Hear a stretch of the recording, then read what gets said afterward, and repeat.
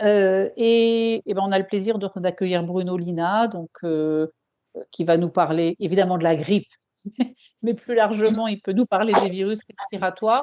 Donc, on a préparé quelques questions. Enfin, on a préparé ensemble quelques questions à partager avec vous. Donc, on va le laisser nous faire un petit tour de chacune des réponses. Mais pour chaque question, on prendra un temps d'échange, bien sûr.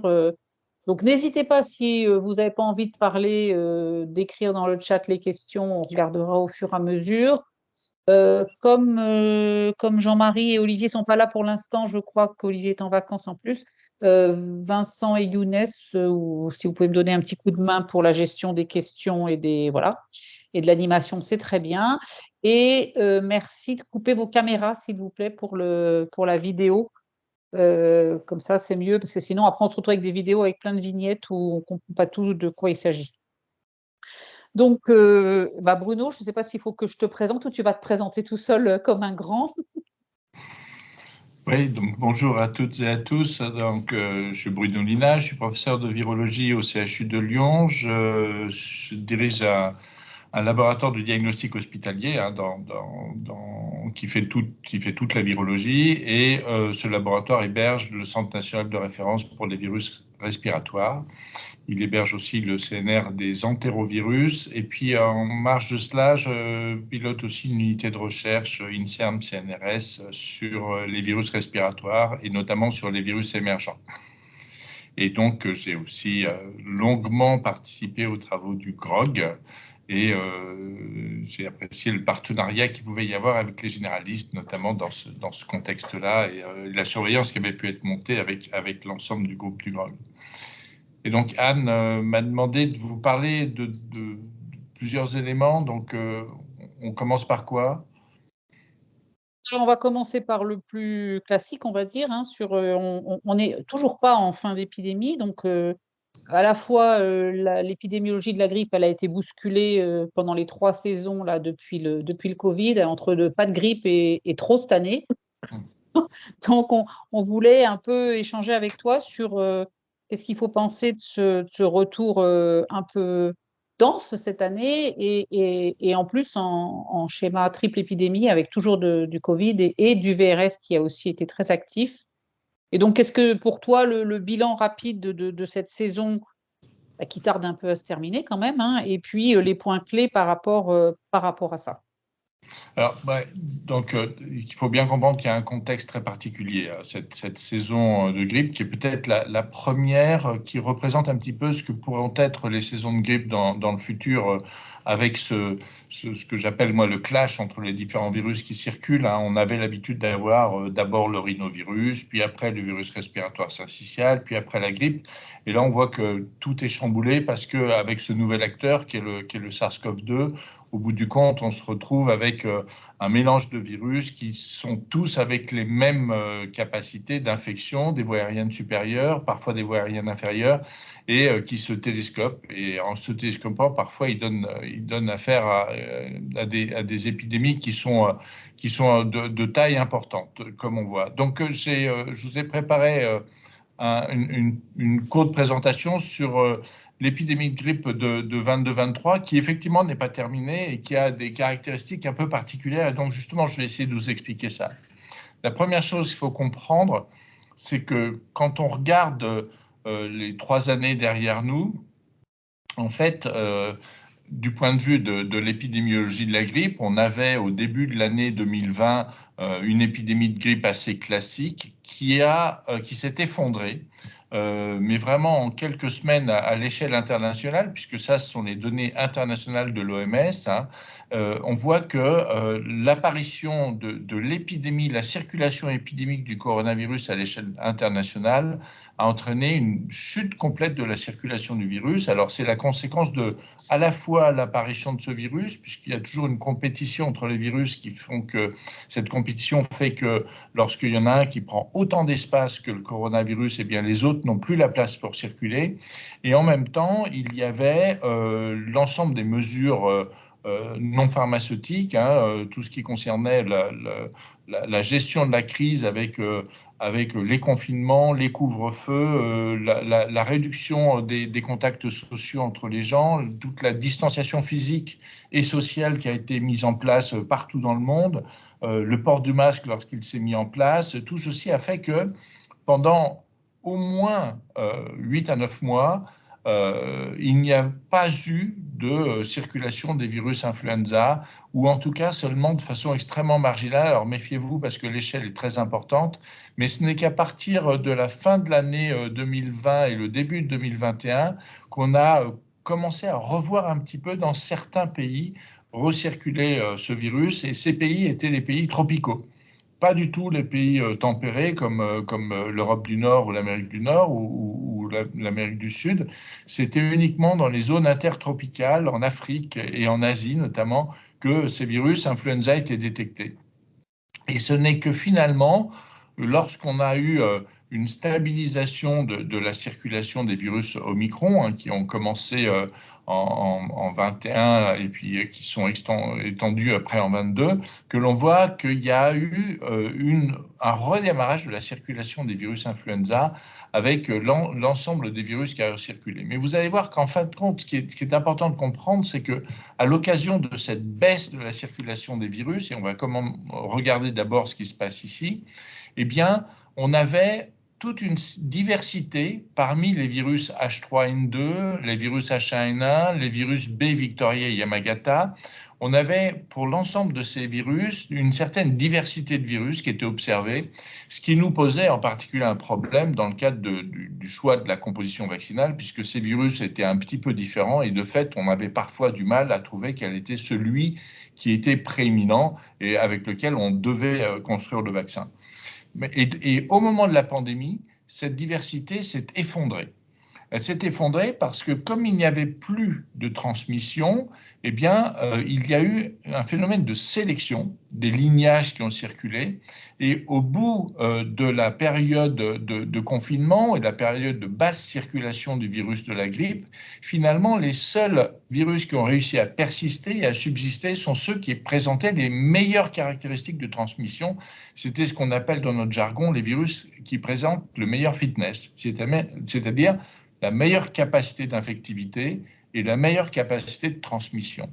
Et cet effondrement de la diversité observé au moment de la pandémie a été tellement important pour le virus B Yamagata que ce virus a disparu.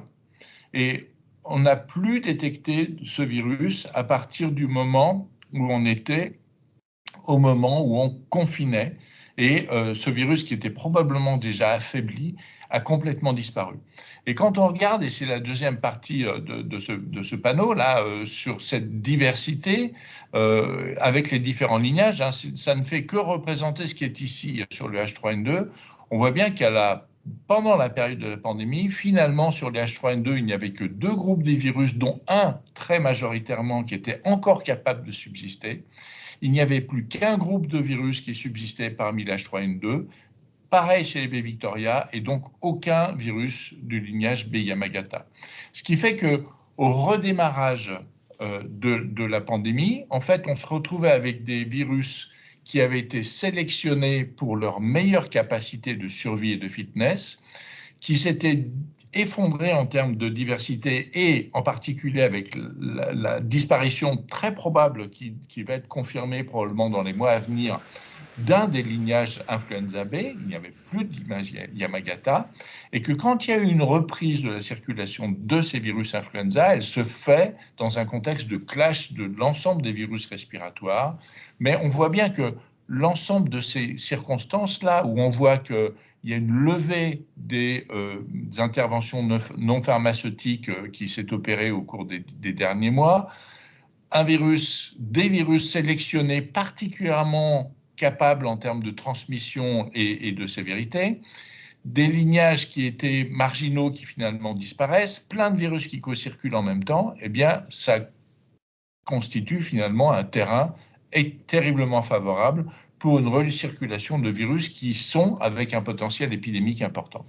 Et quand on a regardé finalement ce qui s'est passé au début de l'épidémie 2022-2023, eh bien, on a eu une ascension précoce, rapide, dans tous les groupes d'âge, j'y reviendrai, du virus H3N2 essentiellement, avec une montée épidémique qui s'est faite de façon assez rapide, assez élevée aussi, et assez rapidement sur l'ensemble du territoire. Et lorsque l'on regarde ce qui se passait au moment de la période de l'acmé de la circulation du virus H3N2, on voit que souvent, dans le contexte de la grippe, c'est les plus jeunes enfants qui sont les vecteurs du virus. Eh bien, cette année, ça n'était pas les plus jeunes, mais c'était plutôt les âges intermédiaires, je dirais entre 5 et 40 ans, où l'essentiel de la transmission du virus s'est fait. Et donc, on voit qu'on a eu un glissement finalement vers des âges un petit peu plus âgés que d'habitude, avec, et vous le verrez, j'en reparlerai un petit peu plus tard, un impact extrêmement significatif dans le groupe d'âge 40 à 65 ans. Et lorsque l'on a, avec les indicateurs de Santé publique France, essayé d'estimer le niveau d'impact de cette circulation des virus H3N2 très, très précoce, avec une montée très rapide du nombre de cas, eh bien, cette épidémie a été mesurée d'un point de vue d'impact clinique comme étant à un niveau extrêmement élevé, parmi les plus élevés de ce qu'on a observé dans le passé. Là encore, lorsqu'on regardait la diversité des virus qui circulaient, eh bien finalement, les virus qui ont été observés pendant le début de l'épidémie étaient le reflet de ce qui avait été sélectionné pendant la pandémie.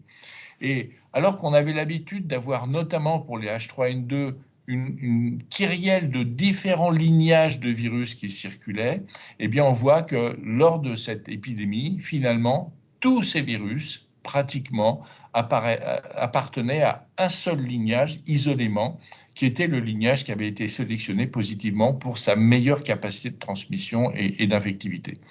Et dans les virus H1N1, finalement, il y a eu une séparation en deux groupes qui est apparue. Ce deuxième groupe est apparu un petit peu plus tardivement, mais il a été, lui, capable de diffuser assez largement et il présentait des différences qui étaient marginales. Alors, vous allez me dire, d'un autre côté, il n'y a plus de diversité génétique, donc ça nous donne l'occasion d'avoir un vaccin qui va être adapté finalement, puisque le choix de la composition vaccinale est plus simple vu qu'il n'y a qu'un seul lignage. Et effectivement, par rapport à ce qui a été observé en termes de virus circulants et de composition vaccinale, il y avait cette année une excellente adéquation entre la composition vaccinale et les virus qui circulaient. Mais comme ces virus présentaient un pouvoir pathogène plus élevé, il y a eu en gros une augmentation de l'efficacité du vaccin du fait de l'adéquation, mais une baisse de la performance de la protection du fait qu'on a affaire à un virus qui était potentiellement plus transmissible et avec une pathogénèse peut-être un tout petit peu plus élevée. Donc, on a eu le pic épidémique, et puis après, qui n'était pas forcément le pic qui montait le plus haut qu'on a observé, hein, puisque l'épidémie de 18-19 avait été particulièrement élevée. Et puis après, on a eu une décroissance, mais ça sont les données de Sentinelle, et Sentinelle, le système Sentinelle est un peu défaillant en ce moment.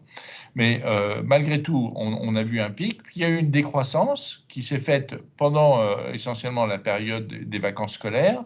Et au moment de la reprise des vacances scolaires, on voit arriver ce petit épaulement de recirculation du virus, et c'est assez classique dans le domaine de la grippe, hein. C'est en fait l'apparition du deuxième lignage qui circule, qui est le virus de type B.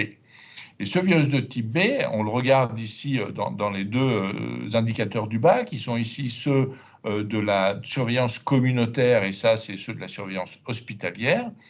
Eh bien, on voit qu'on a une bascule, d'abord le H3N2, puis après le virus B, qui est très nettement majoritaire au cours de cette deuxième vague épidémique, qui est en train de baisser, mais qui ne baisse pas très vite. Et vous voyez que finalement, lorsque l'on regarde l'impact total de cette épidémie, avec les taux de consultation en utilisant SOS Médecins, qui est un indicateur qui est plus stable que ce que l'on peut avoir avec, en comparaison du réseau Sentinelle, eh bien, on voit que le taux de consultation est monté très haut et qu'il y a eu cet effet de rebond avec les virus B et qu'on considère qu'on est encore aujourd'hui dans une période épidémique. La France, quand vous regardez, elle est encore en rouge sur les systèmes de rapport de Santé publique France. Et lorsque l'on regarde le rebond, on voit que pour ce qui s'agit de SOS Médecins et des hospitalisations, on est à la marge d'un niveau modéré avec ce rebond B, et c'est en train de décroître progressivement, mais relativement lentement malgré tout, puisque le virus continue à circuler de façon importante. Ce qui est aussi quelque chose de très marquant sur cet hiver, c'était ce que je vous disais, c'est qu'en fait, on est à des niveaux de mortalité très élevés. Le niveau de mortalité le plus important qui avait été observé, qui était en 17-18, était de l'ordre de 17 000 décès, qui étaient imputables à la grippe, soit décès directs, soit décès indirects par défaillance multiviscérale ou monoviscérale avec une atteinte, une exacerbation des défaillances cardiaques chez les insuffisants cardiaques, des défaillances respiratoires chez les insuffisants respiratoires, etc. Eh bien, lorsqu'on regarde un tout petit peu le pourcentage de délais cumulés certifiés avec le mot grippe, eh bien, on voit qu'on est sur des niveaux qui sont probablement un tout petit peu supérieurs à ceux qu'on avait observés en 17-18, et on va probablement terminer la saison avec un nombre de décès imputables à la grippe qui va être pas loin de 20 000 décès, ce qui est quelque chose qui n'a jamais été observé encore. On voit donc qu'on a eu affaire à une épidémie de grippe particulièrement importante.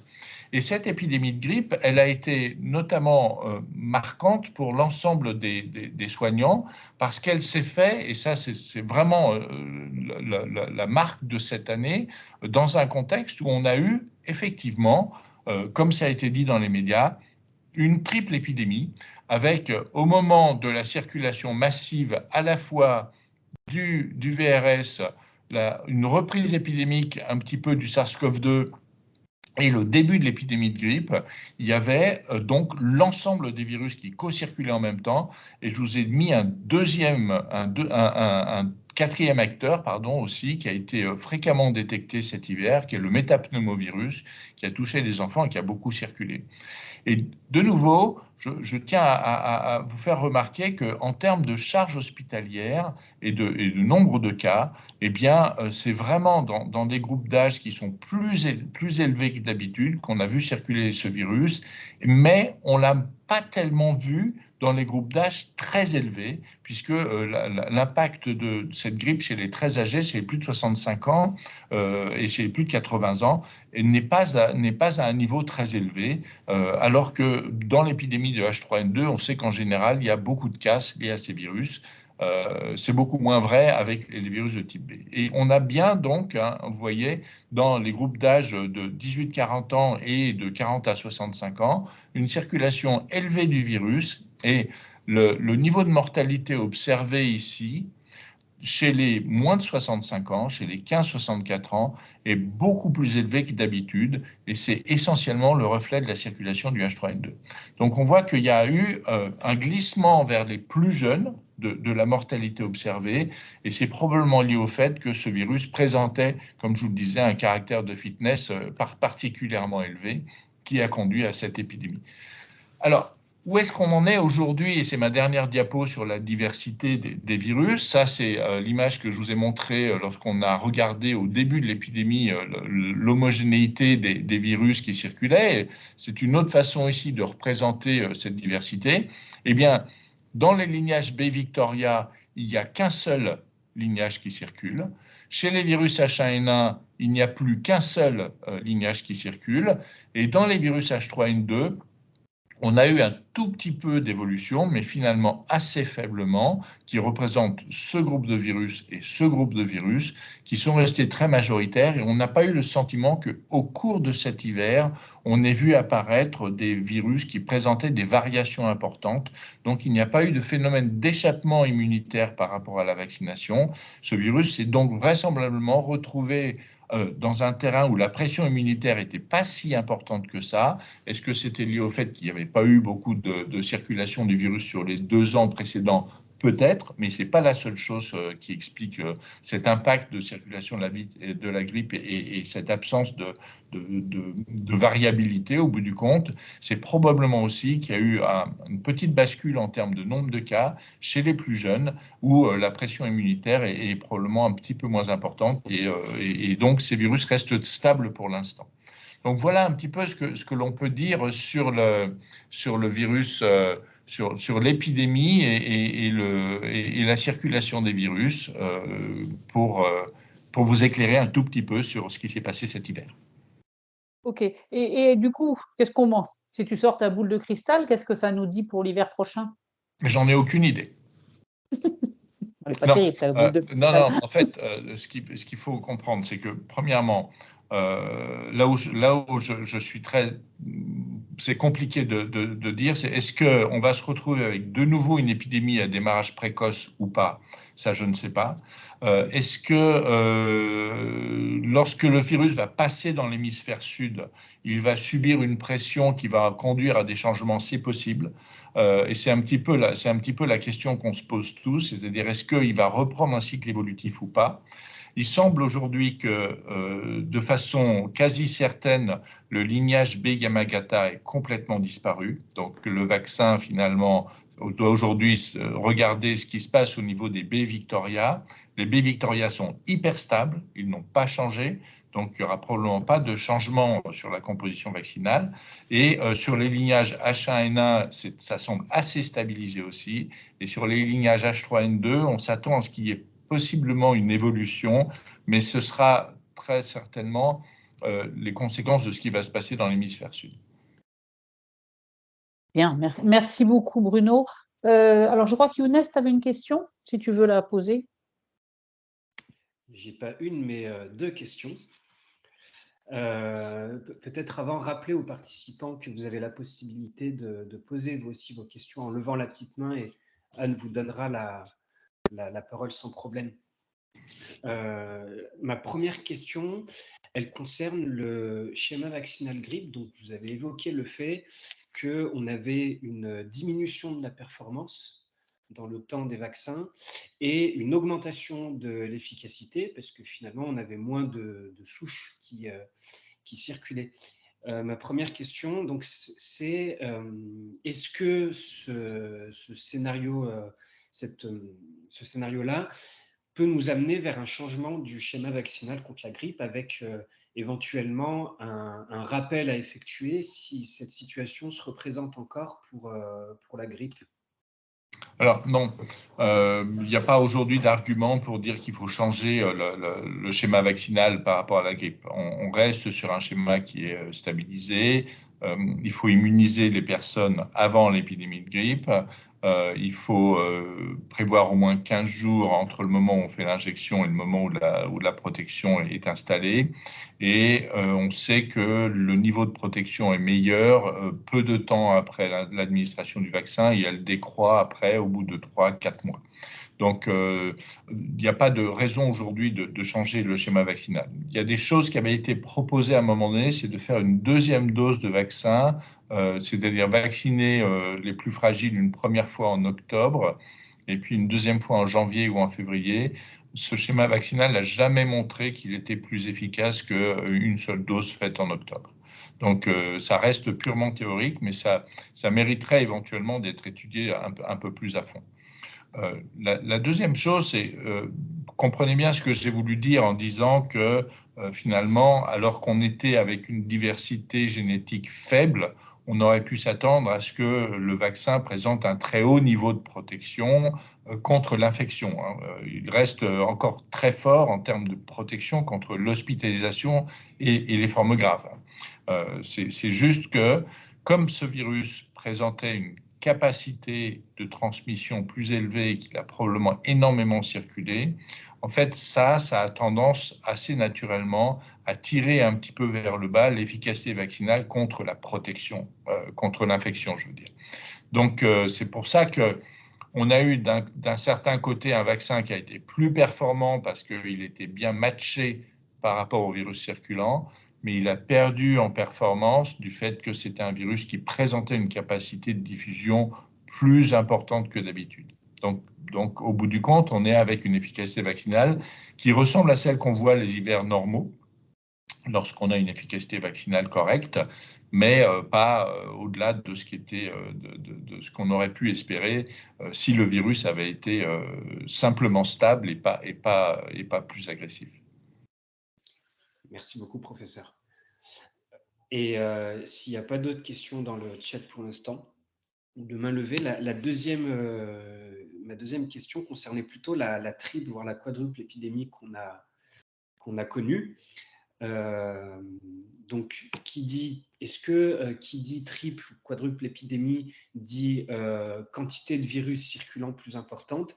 Et est-ce que si on peut en conclure à ça, est-ce qu'on peut estimer que le réservoir disponible pour ces virus-là est plus important?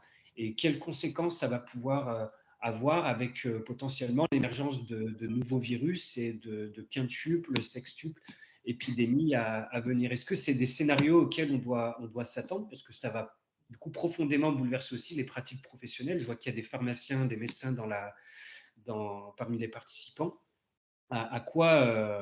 Qu'est-ce que ça traduit et à quoi on doit s'attendre à l'avenir du coup?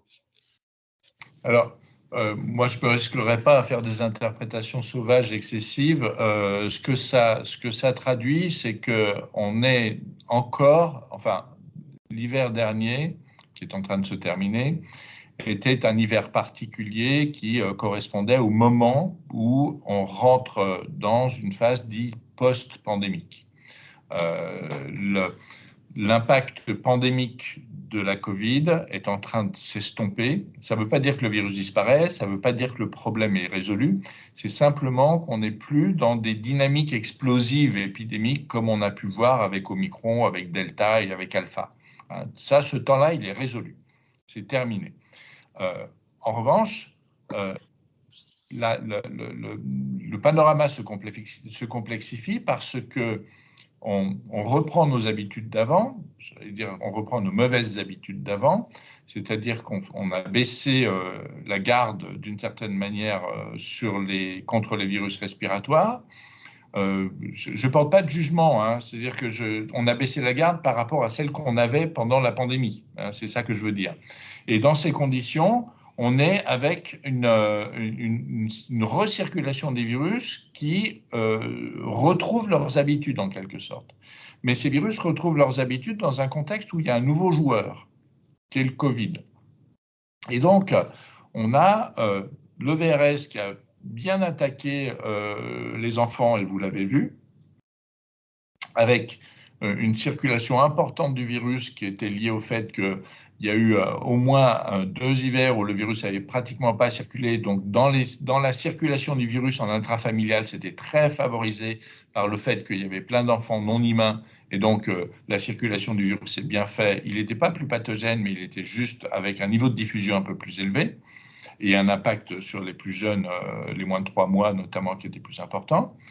Le conflit entre la grippe et le VRS, c'est pas fait parce que c'est pas les mêmes groupes d'âge qui ont été touchés, puisque c'était des plus vieux pour la grippe. Le métapneumovirus a co-circulé parce qu'il y avait peut-être un certain nombre d'autres facteurs qui rentraient en compte, et je vais élaborer un tout petit peu là-dessus. Et puis, il y a le Covid qui est repris parce qu'il a encore une capacité de diffusion extrêmement importante. Alors, ça ne va pas monter à des niveaux aussi élevés, mais il avait encore la capacité de diffusion. Il y a une hypothèse qui a été proposée, c'est qu'en post-Covid, on est peut-être avec une réponse immunitaire qui, au décours d'infection Covid, a un effet un peu de sidération immunitaire. Je ne sais pas si vous avez le modèle de la rougeole, où on sait qu'en post-rougeole, on est à risque de faire des infections bactériennes et virales parce qu'il y a une espèce de sidération immunitaire. Eh bien, il y a une hypothèse qui dit qu'avec Omicron, il est possible, mais ça n'a pas été démontré, qu'il y ait ce même genre d'impact sur la qualité de la réponse immunitaire que l'on pourrait avoir, ce qui aurait tendance à nous rendre plus susceptibles aux infections virales. Et ça pourrait aussi expliquer partiellement une partie de la mortalité donc, qui a été observée au cours de l'épidémie. Ça n'est pas démontré, c'est une hypothèse, mais la seule chose que ça fait, ça vous montre que la situation est terriblement complexe, qu'elle va peut-être le rester, mais que c'est quand même dans un contexte post-pandémique qu'on observe tout ça et que ce n'est pas forcément nécessaire que ça va se reproduire. Donc la triple épidémie n'est pas une fatalité pour l'hiver prochain. D'accord ? C'est peut-être un autre format qu'on verra, je l'espère en tout cas, et on aura peut-être des virus qui circulent en séquence. Concernant la Covid, juste j'en profite parce qu'aujourd'hui, il y avait plein de gens qui avaient imaginé que la Covid se comporterait comme la grippe, c'est-à-dire qu'il va disparaître. Et à un moment donné, dans notre zone tempérée, on risque de voir, on pensait que peut-être que le SARS-CoV-2 allait disparaître, ne pas circuler et revenir qu'à l'automne. Mais ça se trouve, ce virus va peut-être se comporter comme le rhinovirus, qui ne disparaît jamais et qui est toujours présent un petit peu avec nous. Et donc, il peut donner des bouffées épidémiques et il peut y avoir 2 circulations épidémiques du SARS-CoV-2 s'il se comporte comme le rhinovirus, c'est une à l'automne et une au printemps. Donc, si cette hypothèse de circulation comme le rhinovirus se fait, eh bien, on est peut-être avec une possible circulation, alors pas explosive, mais significative du virus dans les mois d'avril et mai. On va voir. Merci beaucoup. Alors, est-ce que tu peux revenir du coup sur les formes graves et sur les décès? Moi, j'avais une petite question qui était, est-ce que ces gens plus jeunes finalement qu'on trouve cette fois-ci dans la mortalité, c'était des personnes plutôt à risque? Est-ce qu'on a des données un peu là-dessus? Non. Et du coup, je vais joindre la question de Alain, est-ce qu'on connaît la proportion de vaccinés parmi les formes graves? Alors, la réponse est non et non. Alors, il y a pas on n'a pas la notion, même si, alors on l'a pas parce que on n'a pas les données pour l'instant, mais ça va venir. Hein, et en particulier, Epiphar va être capable de faire cette analyse pour savoir si les vaccinés ont fait plus de formes graves, ont été plus souvent, ont fait moins de formes graves et ont été moins souvent hospitalisés. Mais c'est des données qui sont lisibles en général en fin de circulation épidémique et ça lui prend entre 4 et 6 mois pour avoir ces informations. Donc on aura ces informations, mais on ne les a pas pour l'instant. Ce qui nous permettra d'estimer l'efficacité du vaccin vis-à-vis du risque d'hospitalisation en particulier, ce qui est quelque chose qu'on aimerait bien avoir comme jeu de données. Donc ça, c'est la première chose pour les formes graves et les vaccinés. Ton autre question, je ne me rappelle plus, c'était… C'était si on savait si les gens oui. plus jeunes, ils étaient à risque. Non, alors non, justement, on a vu que les gens plus jeunes qui faisaient des formes graves et qui mouraient étaient dans la plupart des cas, pas à risque. C'était pas, il n'y avait pas d'observation de surmortalité qui était liée à des facteurs de risque, des comorbidités. La seule chose que l'on a observée, c'est une tendance à faire des surinfections bactériennes avec ces gens-là ont fait pour une grosse partie des surinfections bactériennes avec des bactéries toxinogènes. Et il y a un certain nombre de surinfections à Streptoa qui ont été observées, qui étaient observées de manière plus fréquente que les hivers précédents. Et il y a eu aussi des histoires à staphylocoque. Donc, et il a été vu pendant la vague H3N2 aussi, des surinfections à pneumocoque, des surinfections rapides à pneumocoque qui avaient été responsables de formes graves. Donc, c'est la mortalité observée, la surmortalité observée, elle n'est pas directement due au virus, mais probablement liée à un certain nombre de coopérations virus-bactéries qui sont bien connues et qui ont été plus fréquentes cet hiver. Pardon ? Le méningo aussi, les foyers de Alors, méningo qu'on a vus le méningo, tu sais, on le voit souvent un peu en décalé. Ouais. Donc, pour l'instant, on ne le voit pas. D'autres. Alors, il y a une question sur les vaccins, donc je vais la garder pour la deuxième partie. Mais est-ce qu'il y a d'autres questions sur l'épidémio? Sinon, on va avancer sur la suite. J'ai levé la main. Je n'ai pas vu, Catherine. J'ai une question, mais ce n'est pas grave. Bonjour Bruno. Ma question est, pour ces formes sévères dans une tranche d'âge qui est un peu inhabituelle, est-ce qu'on peut faire une corrélation avec une maladie Covid avant ou pas, et la vaccination Covid ou pas qui aurait pu protéger? Alors, en fait, le panorama des des vaccinés en France, aujourd'hui, 80% des Français ont reçu au moins 3 doses de vaccin Covid. Donc, c'est très difficile d'arriver à interpréter quelque chose parce que le niveau d'immunité contre le Covid en France est extrêmement élevé. Il n'y a plus de personnes immunologiquement naïves. Donc, c'est très compliqué de vouloir inférer des choses par rapport à cette vaccination. Ce que l'on a essayé de regarder aussi, c'est si les formes graves étaient observées chez des personnes qui avaient fait des infections en séquence, Covid puis grippe, par exemple. On l'avait vu. C'est ça ma question. Ouais, on l'avait vu dans la première vague Covid. On avait vu que les personnes qui avaient fait grippe puis Covid étaient surreprésentées dans les formes très graves et dans les décès. Et là, on n'a pas cette notion sur ce qui s'est passé en 2020, dans l'hiver 2022-2023. Donc, c'est pas observé. Le problème, c'est que autant on avait des informations sur la Covid qui étaient extrêmement précis dans les premières vagues, puisqu'il y avait beaucoup d'hospitalisations, etc. Là aujourd'hui, on a un niveau de surveillance qui est probablement beaucoup moins beau que ce que l'on avait à une certaine période, et donc c'est difficile de faire des statistiques qui soient robustes là-dessus. Donc il est probable qu'on ne sera pas capable de répondre à cette question de façon certaine. Pour revenir sur l'immunité après maladie Covid, il y a quand même un certain nombre d'articles qui parlent beaucoup des perturbations sur les cellules T. Oui. Oui, mais c'est exactement ça. C'est sensiblement le même mécanisme que ce qu'on observe avec d'autres infections qui induisent une espèce d'immunodépression transitoire. Mais pour l'instant, ça relève de l'hypothèse. C'est pas encore. Merci Bruno. Merci beaucoup Bruno. Alors on va enchaîner sur les vaccins. Peut-être la place des vaccins qui sont déjà sur le terrain, si j'ose dire, et il y a beaucoup de choses qui bougent en France, entre les recommandations pour les enfants, etc. Donc, on va peut-être pas pouvoir tout faire si on veut parler aussi de la grippe aviaire. Mais moi, j'avais envie de te demander si l'utilisation de l'ARN messager fallait changer la donne dans la prévention de la grippe, plus largement des infections respiratoires. Et puis, en allant jusqu'à où est-ce qu'on en est avec le fameux vaccin universel qu'on n'aurait pas besoin de faire trop souvent, parce que là, l'ARN messager, si c'est comme pour le Covid, visiblement, il faudra au minimum le faire tous les ans, voire plus. Oui, alors, dans le domaine de la grippe, pour l'instant, en termes de vaccination, il n'y a rien de changé. Vous verrez que dans les vaccins qui seront disponibles l'année prochaine, on va avoir du vaccin inactivé quadrivalent classique. Il y aura peut-être alors il y aura sûrement du vaccin à haute dose pour les plus de 65 ans. Actuellement, Sanofi est en train de revenir vers la HAS pour essayer d'avoir une ASMR qui soit supérieure à celle qui était donnée lors de la première évaluation du dossier. Ils ont quelques billes là-dessus.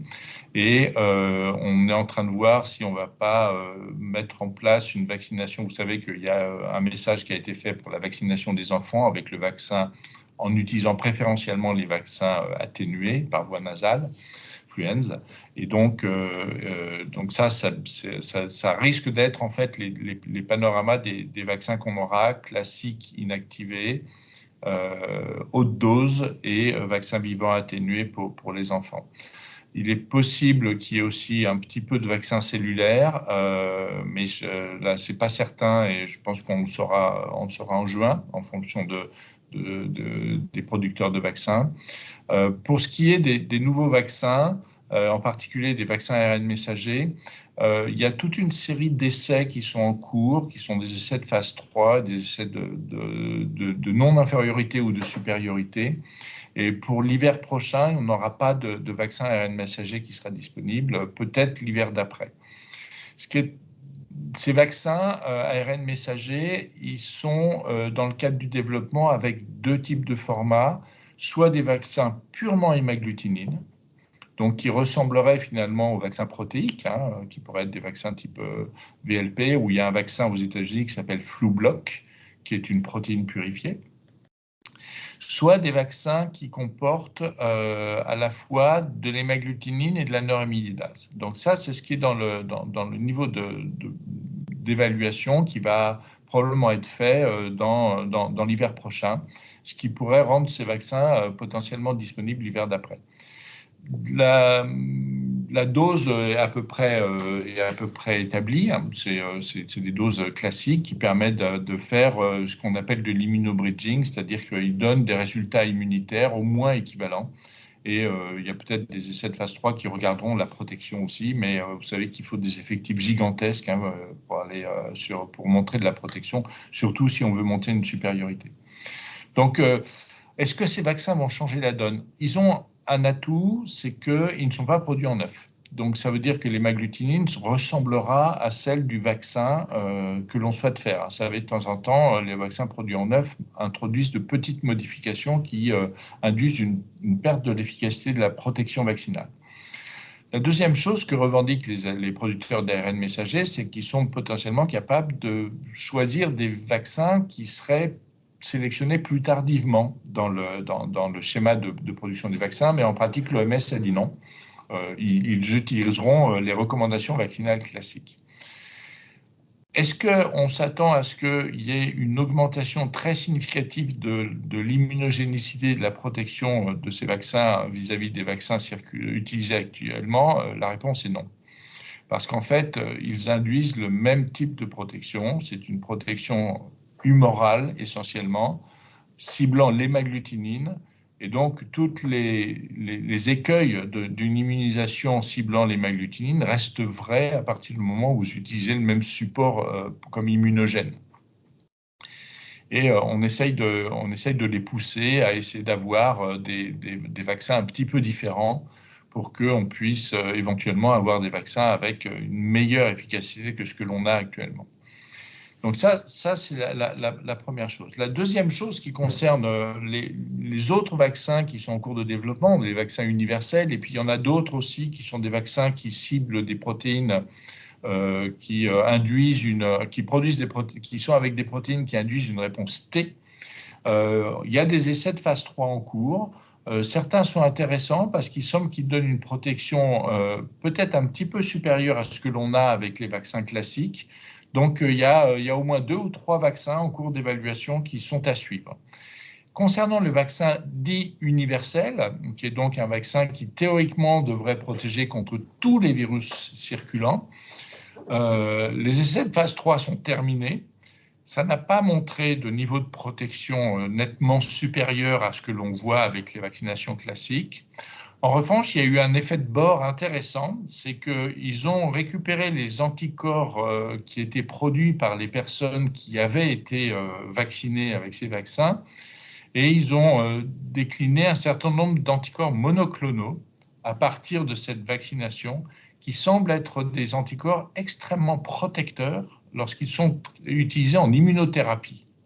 Et donc, peut-être que le vaccin universel en soi n'amènera pas, avec cette idée de vaccination contre la tige de l'hémagglutinine en utilisant des zones conservées, n'aura pas un effet, ne donnera pas l'objectif attendu d'une protection longue durée universelle contre l'ensemble des virus pour lesquels il n'est pas nécessaire de faire d'adaptation vaccinale. En revanche, ça aura permis de générer un certain nombre d'anticorps qui permettront de faire de l'immunothérapie pour les plus fragiles et les immunodéprimés. Et ça, c'est intéressant et c'est des choses qui vont rentrer dans la pharmacopée probablement d'ici 1 à 2 ans. Donc voilà ce que je peux dire sur les vaccins, à la fois ARN messager et vaccination universelle et nouveaux vaccins. Ok, Younes, une petite question, puis Catherine, on va commencer par Younes. Merci Anne. Peut-être que Kelly Bitton veut parler avant, comme elle a posé sa question sur le thème d'avant. C'était un peu, ça répondait un petit peu, je pense, qu'a dit Bruno sur les vaccins alternatifs. C'est ce qu'on appelait alternatifs. Du coup, moi, j'avais pas une question. C'est pas tant une question sur le vaccin en tant que tel, mais plutôt sur la stratégie de vaccination. Au regard de l'offre de vaccins qu'on a et de l'exposé que vous avez fait juste avant, justement, où vous décriviez les différents réservoirs particuliers pour la grippe, est-ce que les stratégies qu'on adopte actuellement, notamment en étendant les compétences vaccinales à d'autres professionnels de santé, sont suffisantes, ou alors il va falloir activer d'autres leviers? Et je pense notamment à celui de l'école et de la vaccination, à la proposition de la vaccination à l'école contre la grippe, vu qu'a priori, les 5-11 ans sont des réservoirs plutôt importants de circulation du virus. Ouais, c'est une très bonne question. Et on peut voir que la HAS a fait, au cours des mois qui viennent de passer, une recommandation très particulière qui est de recommander la vaccination des enfants. Et cette vaccination des enfants, qui est utilisée dans d'autres pays européens, notamment en Europe du Nord et en Grande-Bretagne, avec un certain succès, vise de protéger les plus fragiles en réduisant le niveau de circulation des virus par le biais de l'immunisation des enfants. C'est-à-dire qu'on réduit le réservoir de virus et la fabrication de virus par ceux qui diffusent le virus, les enfants, et que par effet de bord positif, ça réduit le risque d'exposition au virus des plus âgés et donc le nombre de cas d'infection et donc les formes graves chez les plus âgés. Donc les Anglais nous ont montré que ça marchait. Les Finlandais ont aussi une étude en cours qui montre une efficacité de cette vaccination. Et c'est pour ça qu'aujourd'hui, elle est mise sur le tapis par la Haute Autorité de Santé. Et il est clair qu'on sait qu'il faut malgré tout un certain niveau d'immunisation de la population pédiatrique pour commencer à avoir un effet mesurable chez les plus âgés. Donc, c'est toute la question est de savoir est-ce qu'on aura une adhésion à cette stratégie de vaccination, en sachant que les pédiatres comme la Haute Autorité de Santé défendent le fait qu'il y a un bénéfice individuel pour les enfants. Ce n'est pas que pour induire un bénéfice collectif, il y a aussi un bénéfice individuel pour les enfants, qui est la diminution du risque de faire des formes graves, même si elles sont rares, et puis la diminution du risque d'absentéisme et de plein d'autres choses. Donc, au total, il est admis que cette vaccination induit aussi un bénéfice pour l'enfant. Et s'il n'y avait pas eu ce fait qui était défendu pour la vaccination, ça n'aurait jamais pu être proposé en termes de schéma de vaccination pour la collectivité. On n'aurait jamais pu monter une vaccination pure altruiste pour les enfants, par les enfants pour les personnes âgées. Donc, c'est un vrai changement de paradigme, et c'est vraiment quelque chose de très important et très significatif. Alors, est-ce que ça va marcher? On va voir. Mais on s'attend à ce qu'il y ait quand même un peu de réticence parce que ça n'est pas dans la construction intellectuelle des Français d'une manière générale que d'admettre de vacciner des enfants vis-à-vis d'une maladie qui est considérée comme une maladie bénigne de l'enfance. Où finalement, s'il est grippé, il est grippé, et puis voilà, c'est pas très grave. Donc, il va falloir faire probablement beaucoup d'apprentissage et être force de conviction pour aller et atteindre des niveaux de vaccination qui sont atteints en Grande-Bretagne. Et je pense que, alors sans vouloir trop élaborer là-dessus, mais c'est une vraie différence de perception de ce qu'est une mesure de santé publique et de ce qu'est de la prévention, qui est très bien compris par la population et les personnels soignants aussi en Grande-Bretagne, et qui est beaucoup moins compris par les soignants français et la population française. Anne, est-ce que je peux compléter ma question? Vas-y, complète, vite, parce qu'après, on a encore et puis à Catherine. Du coup, est-ce qu'on peut considérer, au regard des expériences en Grande-Bretagne et en Grande-Bretagne, parce que c'est l'exemple que vous avez cité, que finalement le bon lieu pour la vaccination, c'est pas le cabinet médical, c'est pas l'officine, c'est pas le cabinet infirmier, mais c'est des lieux de fréquentation classiques, écoles, centres aérés, peut-être crèches, etc., etc. Alors, il fut un temps où il y avait une vaccination dans les écoles. Moi, j'ai été vacciné dans une école. C'est plus possible. Il n'y a pas la ressource humaine en médecine scolaire et en accompagnement scolaire pour le faire. Ça n'est pas possible. Et puis, la deuxième chose, c'est qu'aujourd'hui, l'éducation nationale ne souhaite pas replacer des actions de santé avec des actes vaccinaux dans les écoles et dans les lycées et les collèges. Donc, on ne pourra pas s'appuyer sur ce levier. Ce qu'il faut malgré tout, et vous avez raison, c'est que ce qui fait la différence par rapport à la vaccination et le taux, ce qui fait la différence du taux de vaccination, c'est la simplicité du schéma de vaccination et de l'accès au vaccin. Et qu'à un moment donné, quand quelqu'un dit oui, je suis d'accord pour être vacciné, il faudrait être capable de lui administrer le vaccin dans les minutes qui suivent. Et que plus on est fréquemment au contact d'une ressource qui permet de faire cette vaccination, plus on a de chances d'avoir une adhésion à une campagne de vaccination. Et la dernière chose qu'il faudra faire aussi, c'est montrer l'effet positif de cette vaccination. Et ça fait partie des choses qui sont prévues. C'est de dire aujourd'hui que la vaccination contre la grippe a évité tant de décès, a évité tant d'hospitalisations et a évité tant d'infections.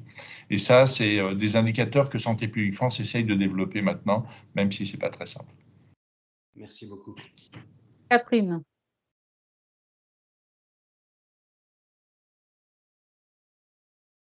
Non, Catherine. Le micro de Catherine est coupé. Catherine, ton micro est coupé.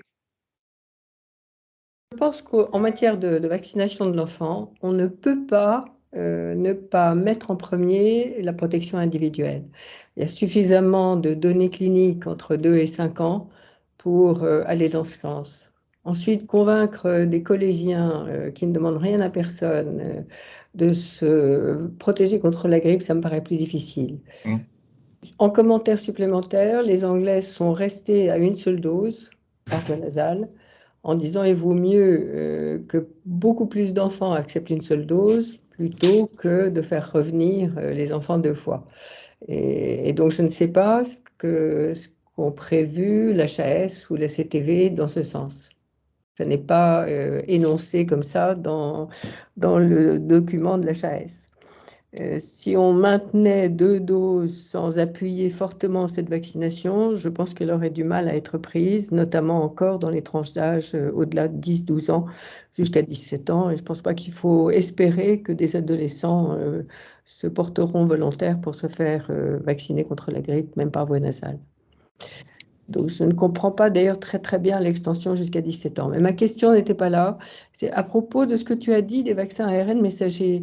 Ça voudrait dire que pour récupérer des anticorps qui seront monoclonaux, peut-être synthétiques ou naturels après vaccination par vaccin ARN messager, il faudrait vacciner combien de personnes pour récupérer ces anticorps? Est-ce que j'ai bien compris?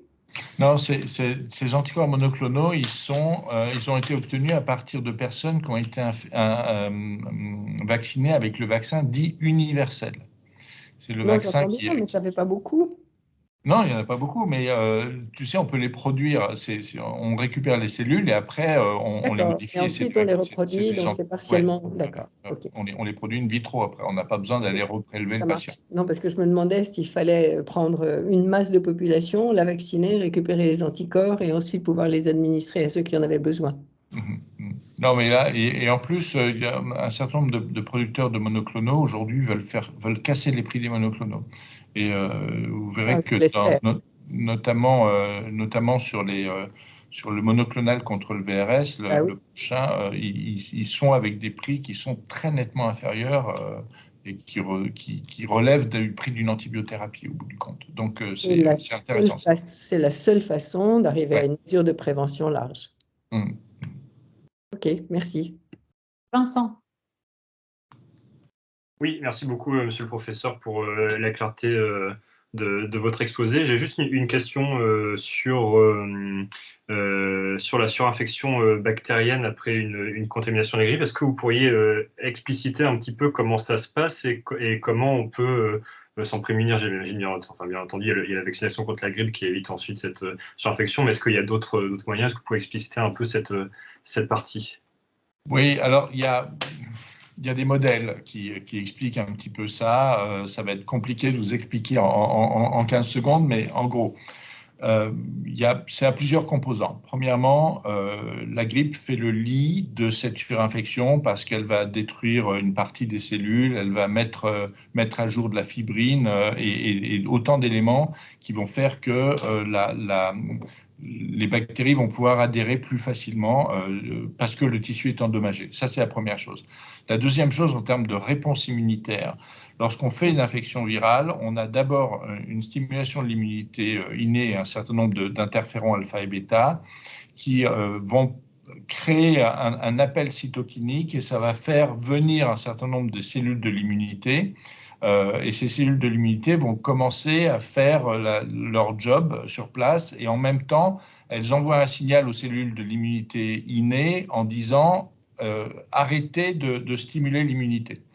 Et donc, on a sur place des cellules professionnalisées pour éliminer le virus de la grippe. Et ces cellules, en même temps, elles modulent l'effet d'appel d'une immunité innée qui maintient un certain niveau de cytokine pro-inflammatoire qui pourrait générer encore un appel plus important d'immunité innée. Et dans ce contexte-là, pendant qu'on élimine la grippe, la fibrine est là pour favoriser les bactéries et les bactéries prolifèrent. Et ces bactéries prolifèrent dans un contexte où l'immunité innée est freinée. Et ça, c'est un des éléments qui favoriserait la surinfection bactérienne qui survient en général 5 à 7 jours après l'infection grippale. Et c'est vrai pour toutes les bactéries.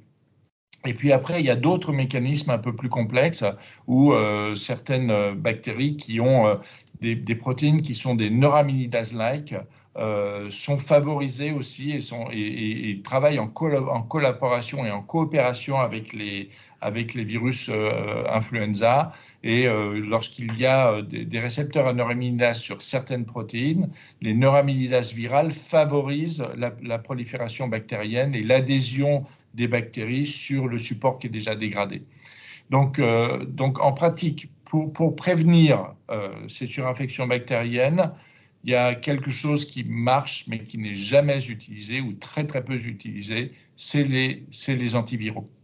Et les antiviraux vous permettent de réguler la réponse inflammatoire et de réduire le risque de surinfection bactérienne. Ça a été démontré dans des essais et ça a été démontré dans les modèles animaux. Ça, c'est la première chose. La deuxième chose, ces surinfections bactériennes surviennent quand même en général dans des contextes qui sont favorisés par des pathologies chroniques sous-jacentes. Je ne suis pas en train de vous dire que toutes les personnes qui ont fait des formes graves, et en particulier chez les jeunes, avaient ces surinfections bactériennes, mais malgré tout, c'est plus fréquent chez les personnes qui ont une pathologie chronique sous-jacente, notamment les tout ce qui est atteinte de bronchopulmonaire chronique. Donc voilà, si vous voulez réduire le risque de surinfection bactérienne, donnez des antiviraux. Alors, deux petites questions pour finir avec la partie de vaccin, etc. Et donc, une question qui n'est pas vraiment sur la partie vaccin, qui revient un peu sur ce que tu disais tout à l'heure, et cette notion de dette immunitaire dont on a beaucoup parlé pendant la triple épidémie, un peu théorique, hein, et donc on nous demande un petit peu de ce que tu penses de ces théories, où en est-on par rapport à cette idée, à cette notion? Moi, j'y crois pas une seconde. Voilà. Si vous voulez, la dette immunitaire, notamment par rapport à la grippe, et ça a été évoqué par rapport au VRS. Alors, la dette immunitaire pour le VRS, il faut bien savoir que les enfants de moins de 3 mois n'ont pas de dette immunitaire de ce qui s'est passé l'année d'avant. Donc, la seule chose que l'on peut dire, c'est ce que je vous ai expliqué, c'est que il y a eu un niveau de circulation des virus VRS qui a été nettement plus basse l'hiver précédent et les deux hivers précédents. Et il est vrai que les enfants qui n'ont pas été infectés et qui sont devenus des enfants qui avaient soit 1 an, soit 2 ans, ont de fait participé à la circulation du virus parce que effectivement, ils n'avaient pas été immunisés. Mais il n'y a pas eu de bascule de sévérité vers les plus âgés. C'est-à-dire qu'on a eu en hospitalisation, VRS, bronchiolite grave, les mêmes enfants que d'habitude, les moins de 3 mois, et il n'y avait pas d'âge plus élevé. Et c'est pareil partout en Europe. Hein. Donc c'est là où cette notion de dette immunitaire, elle ne vaut pas. Elle a favorisé la transmission du virus en intrafamilial, encore plus que d'habitude, mais elle n'a pas conduit à ce qu'on ait des enfants qui fassent des formes plus graves. Concernant la dette immunitaire grippe, moi j'aimerais vous rappeler quand même qu'en 2009, lorsque le virus H1N1 pandémique est apparu, qui est un virus qui ressemblait à un virus qui circulait dans les années 50, eh bien, les personnes de plus de 65 ans n'ont pas fait de forme grave parce qu'ils ont été capables de rappeler leur immunité 40 à 50 ans après. Donc on voit que et ce virus qui a circulé, c'est un virus qui a circulé en 2022-2023, c'est un virus qui, quelque part, existait déjà en 2020. Donc on n'a pas de dette immunitaire qui soit observée, on n'a pas de personnes qui subitement sont devenues totalement immunologiquement naïves vis-à-vis des virus qui circulaient, parce que pendant 2 ans, il n'y a pas eu de virus de la grippe qui a circulé. Donc c'est autre chose, et de nouveau, c'est la dynamique de la circulation des virus, c'est le risque d'infection en séquence, comme ça a été évoqué, c'est le risque éventuellement d'une immunodépression transitoire à cause de l'infection à coronavirus, c'est tous ces éléments-là qui ont fait qu'on a eu une situation particulière. Alors après, juste un petit, je vais te repasser la parole, Catherine, juste un petit commentaire à propos de l'éducation nationale qui dit que bon, l'éducation nationale ne peut pas faire la vaccination, mais elle peut accueillir des centres de vaccination, ce qui se fait déjà pour le VHB ou bon, et donc vu les difficultés d'accès, ça reste aux professionnels de santé, ça peut rester une option. Et puis il ne faut pas oublier qu'on nous a annoncé aussi une grande campagne de vaccination contre le papillomavirus. Ouais. On ne voit pas très bien comment elle va se mettre en place, mais bon, voilà. Donc c'est vrai que cette porte de l'éducation nationale, il n'y a plus trop de médecine scolaire, mais il y a peut-être des moyens de faire intervenir des gens, en milieu scolaire. Je suis d'accord, mais ça va être Catherine. compliqué. Catherine, dès qu'on parle de VRS, elle arrive. Ouvre ton micro, Catherine. N'oublie pas.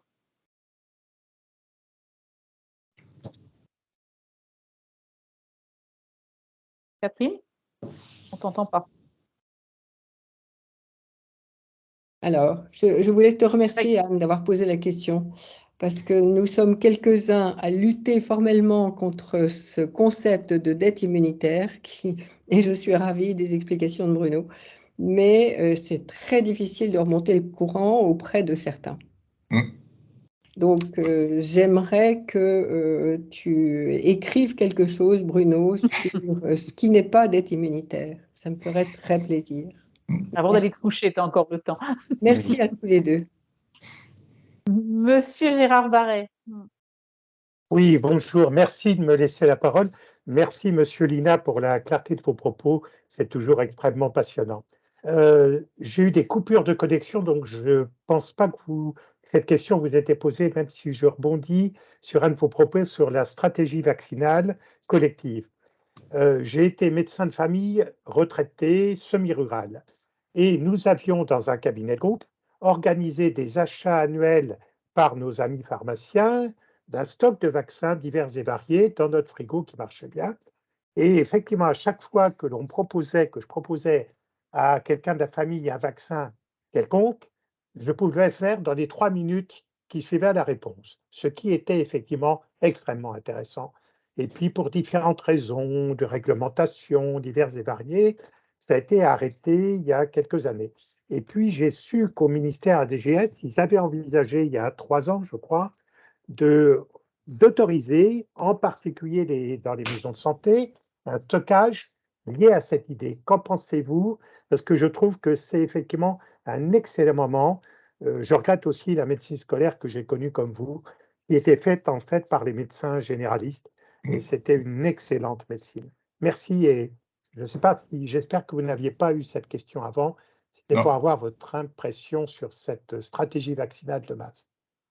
Non, mais je crois que la DGS a parfaitement compris que le circuit pour avoir accès au vaccin était clé dans les taux de vaccination à atteindre.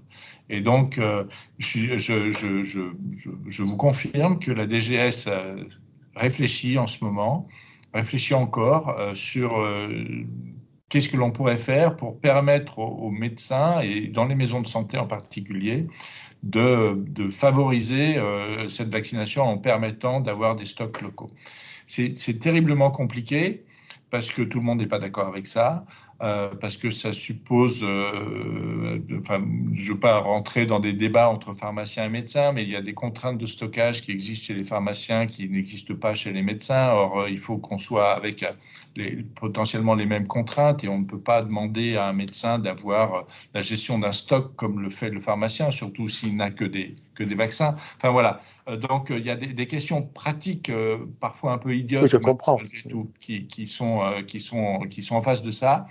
Mais c'est dans la tête de la DGS de façon assez ancrée.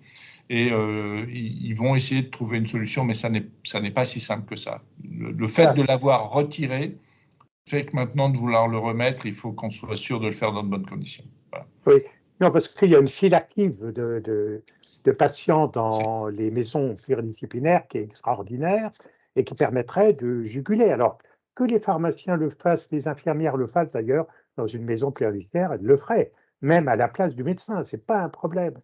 C'est un problème de travail collectif, d'organisation. Donc, je vous remercie de votre appui et j'espère que la DGS répondra positivement pour les jeunes confrères. Merci. Alors, il y a un petit échange sur le chat sur le consentement des parents pour la vaccination à l'école, mais comme ce n'est pas vraiment le sujet de Bruno, je pense qu'on va plutôt passer à la dernière. Il n'est pas vraiment la meilleure personne pour nous répondre. J'avoue mon incompétence totale là-dessus, donc je ne pourrais pas répondre à cette question. C'est au-delà de mes compétences. Pour finir, Bruno, difficile de parler de grippe aujourd'hui sans parler de risque pandémique et de grippe aviaire, parce qu'il se passe quand même beaucoup de choses. Et peut-être aussi, puisque pour revenir aux vaccins, et tu parlais tout à l'heure de ces vaccins qui n'ont pas besoin d'œufs, parce que la problématique de la grippe aviaire, c'est aussi ça, c'est que ça impacte aussi éventuellement la fabrication des vaccins grippe. S'il n'y a plus d'œufs. Ouais. Voilà, il y a des petits cas humains de H5N1 qui réapparaissent. Alors, est-ce que c'est un effet surveillance ou est-ce que c'est une vraie réapparition? Voilà, ton avis sur qu'est-ce que tu nous dis sur tout ça? Ouais, je vais quand même vous montrer. Alors, ça risque d'être un peu long malheureusement, mais on va voir. Je vais faire court. En fait, il y a un vrai risque. Lorsque l'on regarde aujourd'hui, regardez, c'est entre décembre 2022 et mars 2023 les foyers épizootiques qui ont été observés à l'échelle planétaire. Donc, c'est extrêmement important. Et le système de surveillance est très performant en Europe. C'est pour ça que cette densité est observée en Europe, mais c'est aussi parce qu'il y a beaucoup d'oiseaux d'élevage. Et on voit que cette épizootie, que l'on appelle maintenant une panzootie, c'est-à-dire que c'est une pandémie chez les oiseaux. Elle est liée à un lignage de virus, H5N1, qui est en train de se répandre partout et qui a la capacité d'infecter à la fois les oiseaux d'élevage, mais aussi bien évidemment les oiseaux sauvages et notamment les oiseaux migrateurs.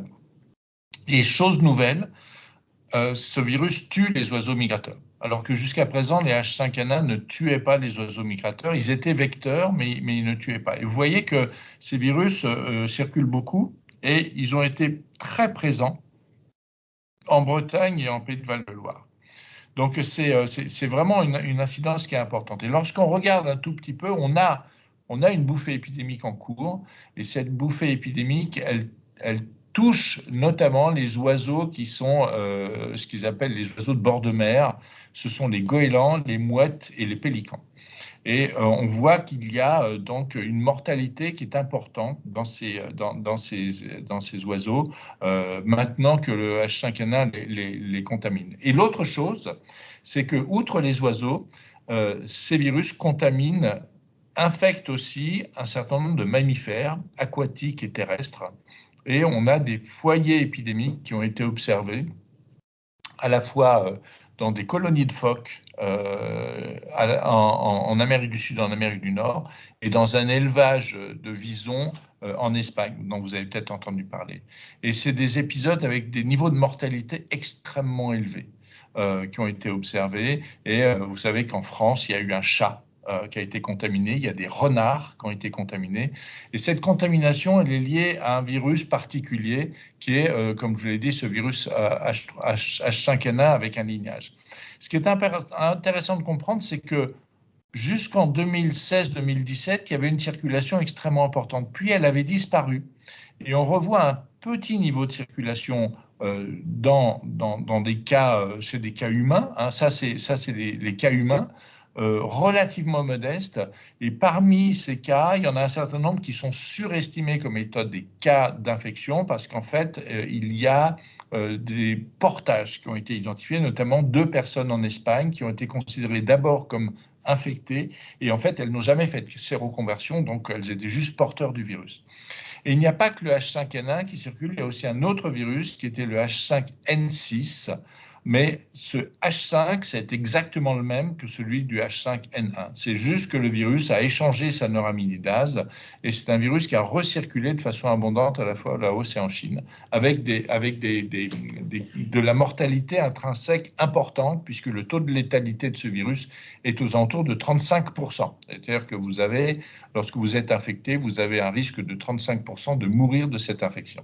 Donc, malgré tout, aujourd'hui, on a un virus qui diffuse de façon extrêmement abondante, mais on n'a pas la notion que le risque chez l'homme est augmenté. On a de plus en plus de cas chez les oiseaux. Il y a de temps en temps des mammifères terrestres qui sont contaminés, mais ils sont contaminés parce qu'ils ont consommé des animaux morts. Et donc la première consigne, c'est quand on a un oiseau mort, on n'y touche pas. La deuxième chose, c'est que l'incidence chez les oiseaux sauvages est en augmentation. Et ça entraîne un certain niveau de risque un peu plus élevé pour la transmission, parce que en parallèle, on a, du fait du réchauffement climatique, une modification du comportement des oiseaux migrateurs qui ont tendance à moins migrer.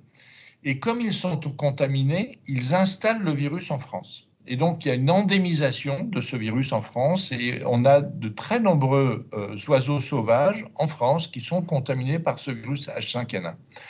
Dans ce virus H5N1, il y a un lignage particulier qui est le lignage 2.3.4b qui entraîne, lorsqu'il est chez les mammifères, des formes neurologiques. Et les visons, les renards, on a eu des ours qui étaient contaminés aussi, et on a eu donc des chats contaminés, ils sont tous morts d'une encéphalite. Donc c'est un virus qui présente un tropisme neurologique et on a eu une personne, un homme qui a été, une jeune fille qui a été contaminée en Équateur et qui a fait une encéphalite et qui est morte de cette encéphalite. Alors tous ces virus ne sont incapables de se transmettre par voie aérienne chez les mammifères. Les mammifères sont contaminés ou les personnes sont contaminées parce qu'ils sont en contact direct avec les animaux malades. Les mammifères sauvages mangent les oiseaux morts et se contaminent comme ça. Et les personnes qui ont été contaminées, les hommes qui ont été contaminés ou les femmes qui ont été contaminées par ces virus, étaient directement en contact avec les oiseaux, en général manipulaient les oiseaux et même certains d'entre eux les ont mangés. Donc c'est un risque qui est un risque direct de contact avec les animaux malades, mais il n'y a pas de transmission aérienne. Donc voilà ce que je pouvais dire sur le risque H5N1. Et donc on réfléchit déjà au vaccin ? Alors oui, on réfléchit au vaccin, mais on réfléchit à 2 étapes. C'est-à-dire que dans un premier temps, il a été décidé par les législateurs européens de vacciner les oiseaux d'élevage. Donc aujourd'hui, les oiseaux d'élevage ont la possibilité d'être vaccinés contre H5N1. Ça n'est pas si simple que ça parce que ça signifie qu'on ne peut plus exporter les oiseaux quand on les vaccine, puisqu'on doit exporter que des oiseaux qui sont séronégatifs vis-à-vis du H5N1. Ce qui va être possible malgré tout, c'est de faire une vaccination dite DIVA, c'est-à-dire que sérologiquement, on sera capable de dire que les oiseaux que l'on exporte, certes, ils ont des anticorps contre le H5N1, mais ce sont des anticorps vaccinaux et non pas des anticorps d'infection. Et dans les élevages, il y a ce qu'on appelle des animaux sentinelles qui ne sont pas vaccinés. Et donc, si jamais le virus H5N1 rentrait dans l'élevage, malgré la vaccination, ces animaux sentinelles mourraient de l'infection H5N1, puisque c'est 100% de mortalité chez les oiseaux. Donc ça, c'est la première chose. La deuxième chose, c'est qu'il y a une mise à jour régulière par l'OMS des candidats vaccins pandémiques. Et ces candidats vaccins pandémiques sont fournis aux producteurs de vaccins. Et aujourd'hui, on a la vaccination classique avec les vaccins inactivés avec adjuvants tels que ceux qui avaient été développés pendant la crise en 2003-2004. Et il y a aussi les nouveaux producteurs de vaccins, notamment ARN messager, qui sont aussi sur la piste et qui commencent à développer des vaccins pandémiques pour répondre à ce risque. Et c'est des vaccinations qui, pour l'instant, sont stockées, des vaccins, pardon, qui sont stockés, et il n'y a pas de campagne de vaccination prévue. Et les vaccins d'oiseaux, c'est la même chose? C'est les mêmes mécaniques? C'est des inactivés comme on a nous? Pour les ARN messagers, non. Non, les oiseaux. Pour les oiseaux, non. Ils utilisent des vaccins recombinants, qui sont des vaccins protéiques souvent, et ils utilisent des VLP, hein, c'est-à-dire que c'est des pseudo-particules virales sur lesquelles on met plein d'hémagglutinine et on les vaccine comme ça. C'est des vaccins c'est des vaccins qui coûtent 1 centime la dose. Sinon, on ne peut pas. Ça coûte trop cher. Oui. Younes.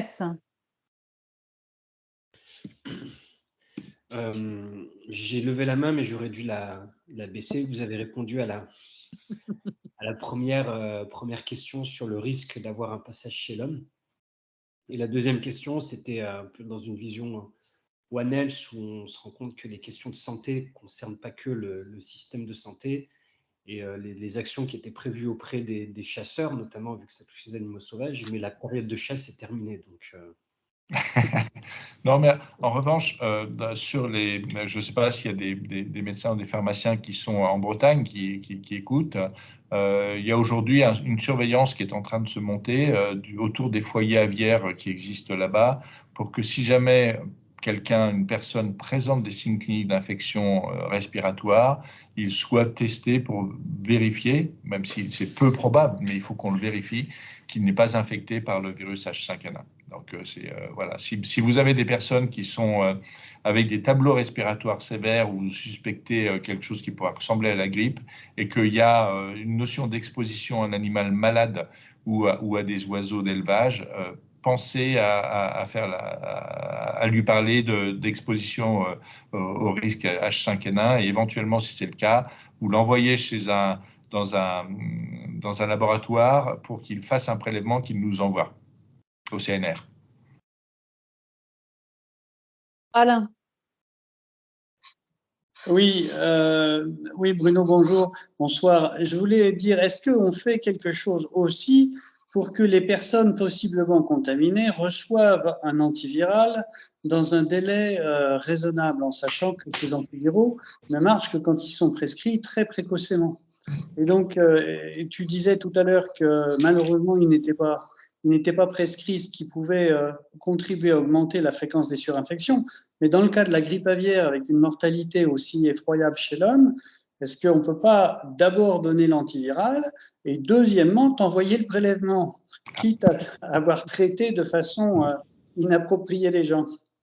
Oui, bien sûr, mais de toute façon, dans le cas d'une suspicion de grippe aviaire, ce qu'il est marqué, c'est que le traitement doit être initié le plus rapidement possible. Donc ça fait partie de la consigne que tout le monde a, parce que c'est un DGS urgent qui a été envoyé il y a 10 ans et donc vous avez stocké parfaitement bien dans vos archives.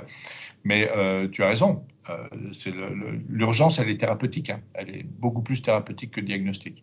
Après, il faut qu'on sache quand même s'il est infecté ou pas pour qu'on comprenne les voies d'infection et puis surtout qu'on surveille ce virus, parce que les virus qui passent chez les mammifères subissent des mutations et ces mutations sont potentiellement des mutations d'adaptation aux mammifères. Alors actuellement, on n'a jamais eu toute une série d'adaptations qui ont fait que ce virus devenait transmissible de l'homme à l'homme ou de mammifère à mammifère par voie aérienne. Mais il faut qu'on le surveille, parce qu'à un moment donné, si ce virus doit devenir pandémique, c'est qu'il aura suivi ce processus évolutif. Et plus on a des chances de le détecter tôt, plus on peut empêcher que la personne qui présente un tel virus soit au contact d'autres personnes et puisse potentiellement le transmettre. Et alors du coup, si je peux me permettre de compléter ma question, sur le plan de l'étude virologique, tu peux connaître la capacité à s'attacher à une forme spatiale plutôt qu'à l'autre de l'acide sialique? Oui, mais pour ça, il faut faire le séquençage du virus et on a quelque chose qui est mis en place aujourd'hui. On est capable de séquencer ce virus en 24 heures. Donc on a, si tu veux, c'est le même délai qu'un antibiogramme. Donc c'est quelque chose que l'on peut faire. Et tu n'as pas du coup Tu n'as pas répondu. Est-ce qu'on a une crainte de tension sur la mise à disposition d'œufs pour les vaccins? Alors, non, pour l'instant, on n'en a pas, parce que les élevages qui produisent les œufs embryonnés sont protégés. Donc, c'est des élevages où les animaux ne sortent pas. Donc, en fait, c'est tout le système pervers. C'est-à-dire que plus on est dans un truc productiviste, moins on a de chances d'avoir de la contamination par des oiseaux sauvages qui viennent contaminer parce qu'ils viennent manger au même endroit que les oiseaux qui sont à l'extérieur. Donc, les poules pondeuses qui sont utilisées pour faire des œufs embryonnés de poules sont dans des trucs complètement fermés, des hangars fermés, ne sortent pas. Donc, bon, on ne veut pas savoir alors. Je ne veux pas savoir. Donc, du point de vue du bien-être animal, ce n'est pas terrible. Voilà. Mais en pratique, voilà, pour faire des vaccins, c'est ce qu'il faut en tout cas. Catherine, tu avais une question encore? Est-ce que tu as la petite main levée encore? Le micro est coupé. Ah non, il n'y a plus de petite main levée. Non, je n'avais pas de question, Anne. Bon. Merci. Est-ce qu'il y a encore une petite question à poser ou on a eu beaucoup d'informations? Allez, Younes.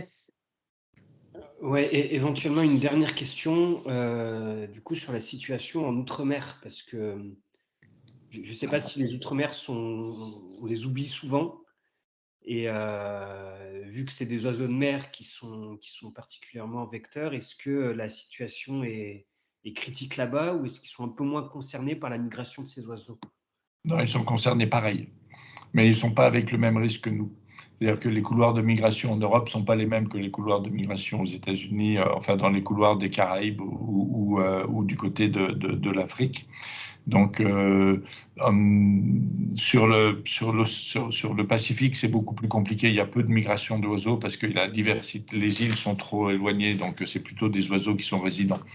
Le risque est moins élevé. Mais sur les Caraïbes, oui, c'est surveillé de très près, avec le risque qui est le risque inhérent à celui qui existe en Amérique du Nord et en Amérique du Sud. C'est pas plus critique, c'est juste pareil. Merci beaucoup. Bon, s'il n'y a plus de questions, il nous reste à te remercier beaucoup, Bruno, d'avoir pris ce temps et voilà, c'est toujours très clair et très intéressant. Je pense qu'on a tous appris plein de choses. On n'oubliera pas de revenir vers toi si on a d'autres soucis, de questions. Pas trop souvent. On ne va pas abuser. Non, merci beaucoup. Merci à toutes et à tous. Et puis, écoutez, il ne nous reste plus qu'à vous souhaiter une bonne soirée. Et Bruno, à bientôt. D'accord, parfait. Merci, à très bientôt. Merci pour tout. Merci beaucoup, Bruno. Merci, Anne. Merci beaucoup.